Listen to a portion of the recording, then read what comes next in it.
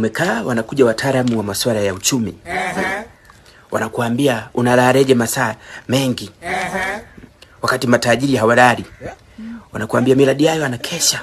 Analala risali moja, modewiji mpaka anasinzia ofisini, hatakiwi ulale. Hatakiwi utafute hela upambane. Na wewe unakuwa motivated kweli, unaingia TikTok unawaambia guys tap tap usiku wa manane, tap tap guys tap tap.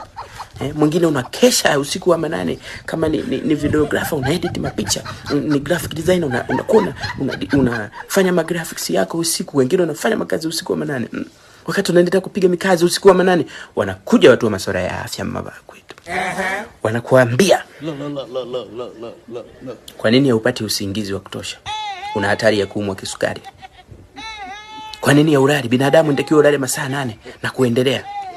Unachanganyikiwa, unakuwa confused, unajiuliza nilale nisilale, niamke nisiamke. Wakati unaendelea kuwa confused, unasema nichukuepo kabisa kuti nionje, anakuja koi kutoka mbali huko, wewe unakula takataka. Uelewi huku takataka.